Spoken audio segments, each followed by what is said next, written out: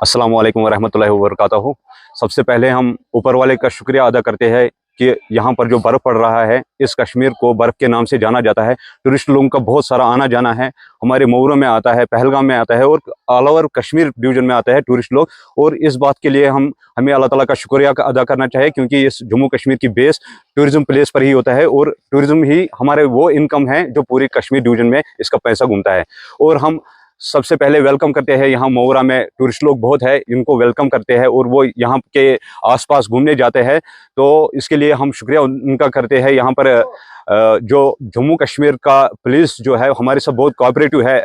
SSP साहब के हम बड़े शुक्रगुजार हैं, जिन्होंने हमें रमीज साहब जैसा एसपी साहब यहाँ पर दिया है और वो लोगों के साथ कोऑपरेट होता है। एसडीओ साहब भी है और एडीपीओ साहब भी था। हमने तीनों के साथ उनके साथ मीटिंग की है। उन्होंने एक गाइडलाइन हमको दी है कि घोड़ा वाला जो है एक टूरिस्ट को किस हद तक कहाँ तक ले सकता है। और इसके साथ साथ मैं अपने घोड़े वालों को भी गुजारिश करता हूँ कि हमारे ये जो बाहर से टूरिस्ट लोग आते हैं, ये हमारे मेहमान हैं, हमें उनको मेहमान की तरह कदर करनी चाहिए। यहाँ पर किसी भी टूरिस्ट को कोई दिक्कत नहीं होनी चाहिए यहाँ पर।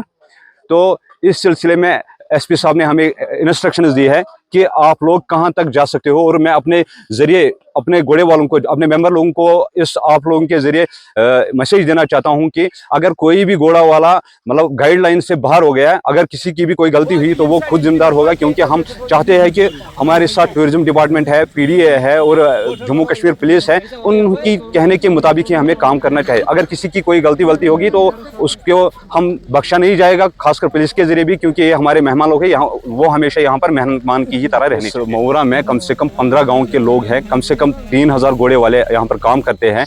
तो हमारा रोज़गार इस पर चलता है, ये कम से कम 15 गाँव का रोज़गार चलता है। और हमें खुशी है क्योंकि हमारा जम्मू कश्मीर पूरा टूरिज़्म प्लेस है।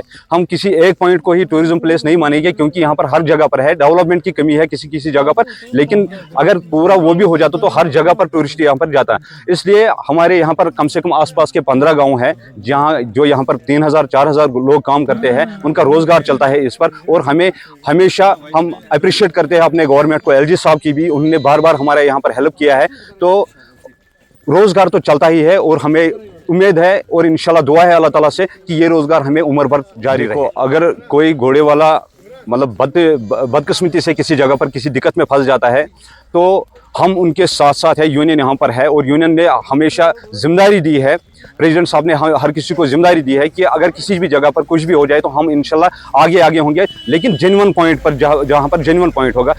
हमारे यहाँ पर टूरिस्ट लोग आते हैं, अगर कोई खुदा न खास्ता कुछ ऐसा बंदा होगा जो मतलब टूरिस्ट के साथ ठीक तरीके से फैसिलिटेट नहीं करेगा तो हम उसके साथ नहीं है। हम उसको कहते हैं कि आप लोग अगर जितने भी यहाँ पर घोड़े वाले हैं, हमारा ही रोज़गार है, हमारा घर चलता है, तो हमें उसी हिसाब से चलना चाहिए जिस तरह से हमें गवर्नमेंट की तरफ से इंस्ट्रक्शंस दी गई है कि हमें कैसे टूरिस्टों का मतलब ट्रीट करना है उनके साथ और उनको मेहमान की तरह बिठाना है। अगर किसी टूरिस्ट की कहीं पर मतलब दिक्कत है, कुछ है, तो हमें इंशाल्लाह उनके साथ साथ रहना है।